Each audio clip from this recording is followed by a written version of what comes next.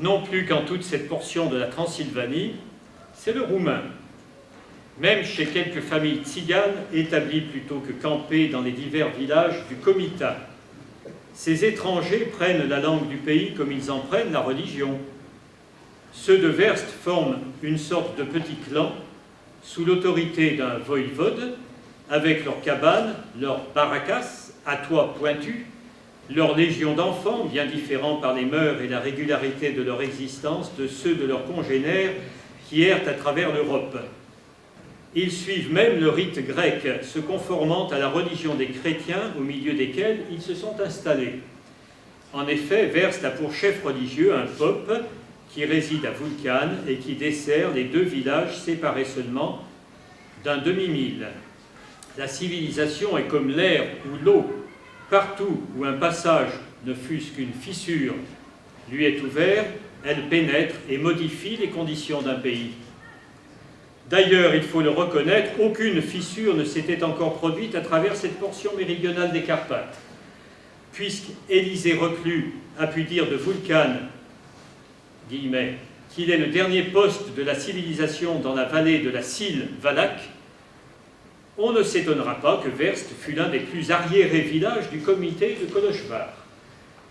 Comment en pourrait-il être autrement dans ces endroits où chacun naît, grandit, meurt, sans les avoir jamais quittés? Voilà une description précise de ce village, apparemment en autarcie, enfin bon, tel que Jules Verne pouvait se le représenter. Jules Verne qui n'est jamais allé en Roumanie, mais qui s'était beaucoup documenté quand même, enfin, et qui avait beaucoup lu. Donc, la Transylvanie, disons, et la Roumanie réelle, sur lesquelles, je viens de le dire, il s'était beaucoup documenté, baignent quand même dans une atmosphère de superstition de quelques habitants, dans les légendes traditionnelles.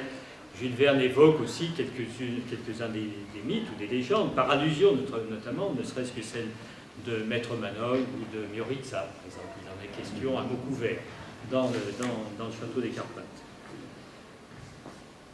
Dans un registre très différent, le roman érotique de Guillaume Apollinaire, alors vous le lisez si ça vous plaît, mais je vous lirai simplement la première page. Guillaume Apollinaire est l'auteur non pas seulement d'Alcool ou de Calligramme, mais il a écrit quelques romans érotiques, dont Les 11 000 verges, publié en 1907. Ça lui servait, c'était très alimentaire, hein, il se faisait plus d'argent avec ça qu'avec ses poèmes. Les temps n'ont pas changé. Donc, Les 11 000 verges est un roman qui a pour protagoniste le beau prince Vibescu, venu de Bucarest et s'étant installé à Paris, parce qu'à Paris, c'est là qu'on peut se débaucher plus facilement qu'à Bucarest. Bon. Donc, le beau prince Vibescu, descendant d'une famille de hospodars, dit Apollinaire, et ce roman commence, je vous lis juste le début, je ne vous lirai pas la suite, commence par quelques lignes qui évoquent Bucarest. Bucarest est une belle ville où il semble que viennent se mêler l'Orient et l'Occident. On est encore en Europe si l'on prend garde seulement à la situation géographique, mais on est déjà en Asie si l'on s'en rapporte à certaines mœurs du pays, aux Turcs, aux Serbes et autres races macédoniennes dont on aperçoit dans les rues de pittoresques spécimens. Des rues que Apollinaire ne connaissait pas non plus, hein, c'est voilà, inventé. Pourtant, c'est un pays latin. Les soldats romains qui colonisèrent le pays avaient sans doute la pensée constamment tournée vers Rome, alors capitale du monde et chef-lieu de toutes les élégances. Cette nostalgie occidentale s'est transmise à leurs descendants. Les Roumains pensent sans cesse à une ville où le luxe est naturel, où la vie est joyeuse. Mais Rome est déchue de sa splendeur, la reine des cités a cédé sa couronne à Paris, et quoi d'étonnant que par un phénomène atavique, la pensée des Roumains soit sans cesse tournée vers Paris, qui a si bien remplacé Rome à la tête de l'univers. L'univers. Alors, c'est publié en 1907, ça, effectivement, le moment où Paris était encore capitale culturelle, etc. Alors, je ne vous lis pas la suite parce que ça commence fort après. Hein. Donc, le prince de Lescaut s'installe. Bien. Alors, là encore, ce sont des auteurs un peu anciens. Avant d'arriver à des auteurs vraiment contemporains, je rappelle aussi que Roger Vercel, qui est mort en 1957, a participé à la guerre de 1914, d'abord en France, puis sur le front d'Orient, ce qui lui a inspiré au moins trois romans où il est question de la Roumanie, Notre Père Trajan, Léna et surtout Capitaine Conan. Capitaine Conan, publié en 1934, qui lui a valu le prix Goncourt, et dont Bertrand Tavernier a tiré un film en 1996, que vous connaissez peut-être. Capitaine Conan l'intrigue se passe à Bucarest, dans le Bucarest de l'après-armistice de 1918, les soldats français, qui ne sont pas démobilisés en vue d'une lutte contre les bolcheviks russes, donc des soldats français sont toujours mobilisés, mais désœuvrés dans Bucarest. Alors ils font un peu n'importe quoi, ils boivent, voilà, et ils doivent être punis. C'est tout un peu l'intrigue de ce roman. Alors, il y a quelques belles descriptions de Bucarest, assez pittoresques. Alors, soit, je ne vais pas les lire parce que ça prendrait un peu trop de temps, mais soit la description de défilés martiaux avec le roi, avec dit-il, le ventre de Berthelot qui avance aussi dans le défilé, enfin, etc., etc. Et puis des descriptions aussi de quartiers plus excentrés, avec le marché, avec très vivant, etc., etc. Donc, c'est un beau livre. D'un auteur qui sait décrire des choses, et des choses qu'il a bien connues lui-même. Alors j'en arrive maintenant à des romans tout à fait contemporains, parce que depuis quelques années, il y a plusieurs publications qui évoquent clairement la Roumanie d'une manière ou d'une autre, notamment depuis 1990, disons-le, hein, et en nombre plus important que celle dont je vais parler maintenant. Je vais donner simplement quelques exemples. D'abord, Michel Rouen, qui est un écrivain discret, dont on ne parle pas beaucoup, qui est né en 1952 et qui a publié en 1997 au Mercure de France « Le train de Bucarest ». L'histoire est à peu près celle-ci. À la fin des années 80, donc toujours sous la dictature de Ceausescu, Teresa, une jeune professeure de philosophie, enfin qui était professeure de philosophie et qui est devenue, par la force des choses, ouvrière dans une usine de Iași, une usine qui d'ailleurs fabrique de la lingerie féminine destinée à l'exportation en France. Donc Teresa fait grève à sa façon, en allant tous les jours assister au départ du train de Bucarest, à la gare de Iași. Pourquoi? Il y a derrière ce geste quotidien, il y a une histoire d'amour, que je ne vous révélerai pas, mais aussi d'autres raisons qu'elle donne volontiers, qu'elle proclame volontiers, je cite, pour qu'il y ait un soulèvement, le retour du roi, l'archange exterminateur de Dieu, enfin n'importe quoi, et qu'on en finisse avec les deux Ceausescu. Voilà ce qu'elle proclame, et c'est sa manière à elle de dire cela. Donc il y a bien sûr la dénonciation du régime et de ses folies, qui est souvent fait sur le mode ironique, voire humoristique, à la roumaine, je dirais. Michel Rouen est un auteur français, mais il y a un humour très roumain dans son roman. Alors, par exemple, voilà, juste quelques mots à propos des deux seuls hommes qui travaillent dans l'usine où travaille Teresa, c'est une usine où ne travaillent que des femmes. Il y a deux hommes. Les deux hommes de l'usine, je cite, étaient le directeur, un membre important du parti et aussi de la sécurité, et le sous-directeur, membre important de la sécurité et aussi du parti. Le sous-directeur avait pour fonction de surveiller le patron de l'usine, qui surveillait son second, et tous les deux surveillaient les 64 femmes qui cousaient de 8 h du matin à 2 h de l'après-midi. Fin de citation. Évidemment, je ne raconterai pas les péripéties qui jalonnent le récit, et si vous n'avez pas lu ce roman, je vous le recommande. C'est un roman à la fois satirique, tendre, dramatique, il y a beaucoup de tonalité. Catherine Cusset. Alors Catherine Cusset, qui est née en 1963, qui vit actuellement aux États-Unis, qui a été universitaire, qui maintenant est romancière à plein temps, je dirais, qui écrit en français. Elle a publié, entre autres, en 2000 chez Gallimard, donc, Un brillant avenir, un roman qui a obtenu d'ailleurs le prix Goncourt des lycéens à son époque. Alors, ce roman est fait d'une succession de chapitres qui font alterner le présent américain et le passé roumain d'un personnage fictif qui s'appelle Elena, enfin qui s'appelait Elena en Roumanie et qui vit aux États-Unis et qui s'appelle Hélène avec un H au début.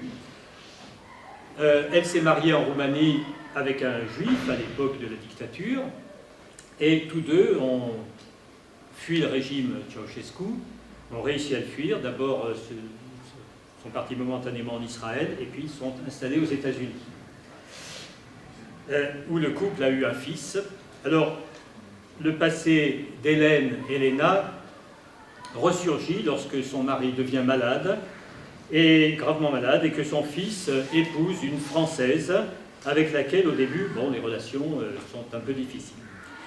Alors, c'est un roman assez émouvant, je dirais, dans lequel un chapitre sur deux évoque l'enfance et la jeunesse d'Elena, d'abord en Bessarabie, puis en Roumanie, dans de petites villes, et enfin à Bucarest. Et puis, donc, elle évoque les contraintes de la dictature, les trajets dans une ville qui est décrite avec précision. Catherine Pusset, visiblement, connaît bien Bucarest et la Roumanie. Les tracasseries, les démarches, les compromissions, les dessous de table pour pouvoir quitter le pays, enfin, etc., etc. Je ne ferai pas un schéma. Bref, donc Catherine Pusset connaît bien tout ça, tout ce passé, et la situation s'enrichit encore de la visite du fils dans le pays d'origine de sa mère. Donc le fils ne connaissait pas la Roumanie, il part avec sa femme voir la grand-mère qui est restée au pays et il va là-bas après la révolution de 1989. Et il part là-bas, et il y a un beau chapitre d'ailleurs qui est consacré, enfin un chapitre significatif, je dirais, je ne sais pas s'il est beau, mais significatif, qui est consacré à la vision des événements de fin 1989 à travers CNN à la télévision, puisque le personnage décrit ça, comme nous en France, on voyait ça à travers la télévision française, donc c'est assez significatif et très intéressant. Alors c'est un beau roman, émouvant, mais très réaliste en même temps sur ce personnage. Je passe à un autre, Lionel Bourg. Alors, le livre de Lionel Bourg, qui est un auteur français né en 1949, qui est auteur de récits et de poèmes, il a publié en 1902 un livre illustré par Philippe Favier, Les Chiens de Bucarest. Ce n'est pas un roman, enfin, c'est une évocation. Alors, Les Chiens de Bucarest, on connaît ça. Il s'agit d'une déambulation dans Bucarest, avec comme guide, alors c'est pas simplement une description, vous voyez des chiens errants partout, etc.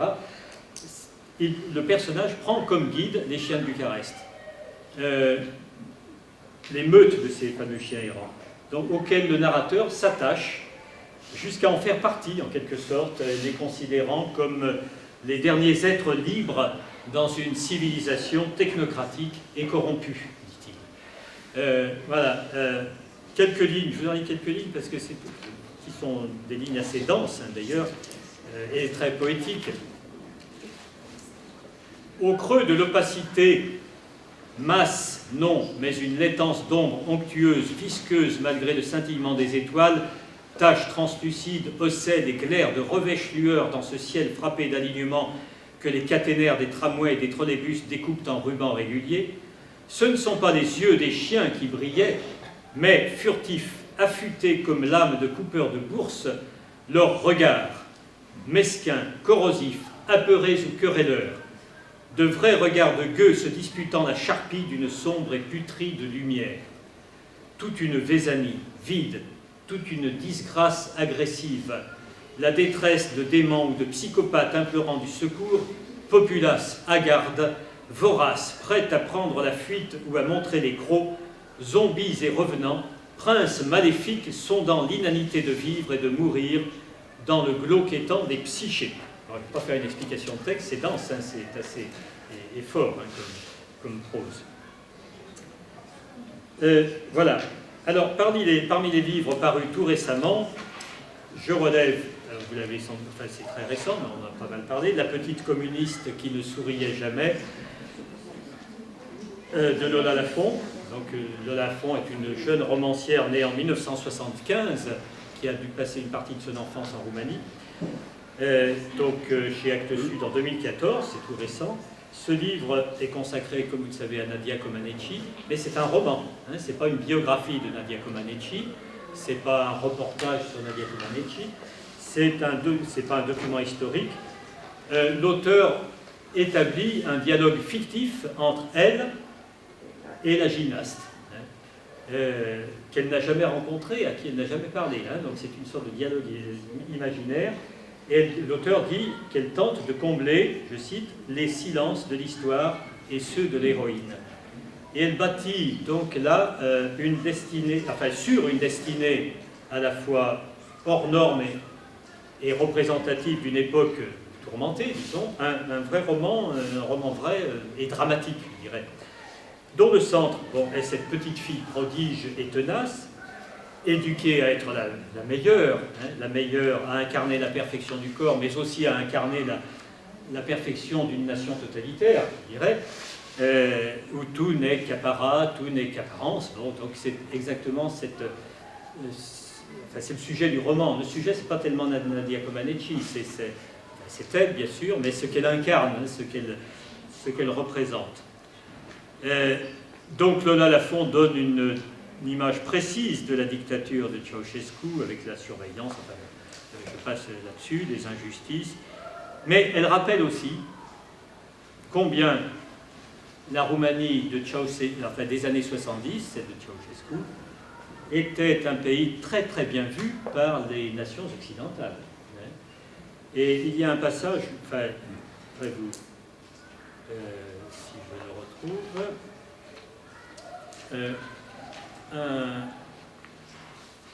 voilà, il y a un chapitre qui s'intitule « Camarades », qui commence par quelques lignes mises en exergue, donc une citation, je vous dirai d'où il est tiré après. « Tel est l'homme, tel est le dirigeant politique, tel est Ceausescu, le président qui n'accepte d'honneur que celui de conduire son peuple, comme Moïse, dans la terre promise de la prospérité et de l'indépendance. » 1971, un certain monsieur Hamelet, journaliste au Figaro. Voilà, c'était 1971. Et donc le chapitre ensuite commence, et c'est vrai que Lola Lafont évoque ça, je vous en dis quelques lignes quand même, ça me paraît intéressant. Comment le nommer? Il est chiffres magistraux, graphiques exponentiels, production en hausse constante de blé et de légumes, progrès spectaculaire du pays. Il est la vigueur, le directeur, le conducteur, le phare. Il ne prend pas parti entre la Chine et l'URSS, participe à la préparation des accords d'Helsinki, s'adresse à l'Allemagne de l'Ouest comme à la RDA, reçoit Arafat sans rompre avec Israël après la guerre des 6 jours.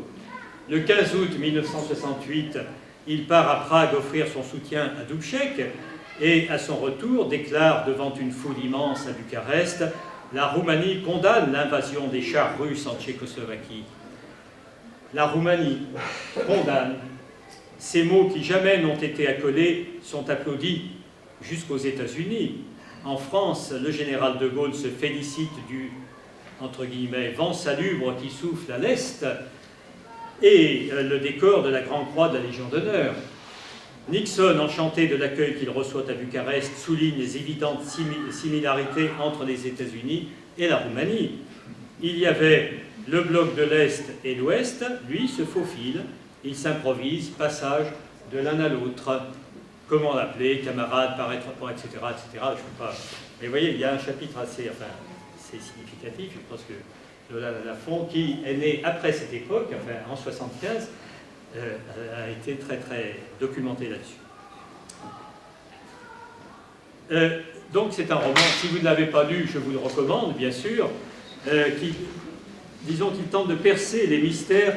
Ce roman va au-delà de évidemment de l'histoire de Nadia Comaneci, de Ceausescu, etc. Il tente de percer les mystères de la beauté absolue. Alors la beauté absolue du mouvement physique de la jeune gymnaste, la perfection, sans occulter la question essentielle et éternelle de la liberté humaine, que ce soit celle d'un peuple ou celle d'un individu. Les derniers mots du roman sont ceux-ci. Elle fait parler Nadia Comaneci.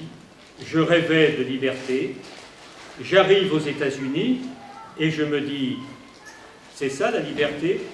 Je suis dans un pays libre et je ne suis pas libre, mais où alors pourrais-je être libre? Enfin, voilà, la recherche de cette liberté absolue qu'on ne trouve bien sûr nulle part. Plus récemment encore, alors autre roman, paru en septembre 2014, aux éditions POL, un roman historique, disons, de Matthias Mengoz, Carpathia. Et c'est un roman qui vient d'obtenir le prix, de recevoir le prix Interallié. Carpathia, Matthias Mengoz est né en 1968, donc il est relativement jeune, l'action de ce roman se déroule en Transylvanie dans les années 1830. Pour en faire un très rapide résumé, un jeune noble hongrois, Alexander Corvani, qui vivait à Vienne, décide de quitter Vienne avec sa jeune épouse autrichienne pour aller vivre sur le domaine familial en Transylvanie. Là, alors, il se heurte à l'hostilité des serfs valaques miséreux, qu'on appelle les serfs valaques. Il se heurte aussi aux ambitions rivales des nobles magyars, aux divers trafics, à quelques événements étranges aussi. Bon. Et alors qu'il pensait des révoltes valaques oubliées, c'est notamment la révolte de 1784, il est confronté à des réactions violentes, attisées par sa propre intransigeance.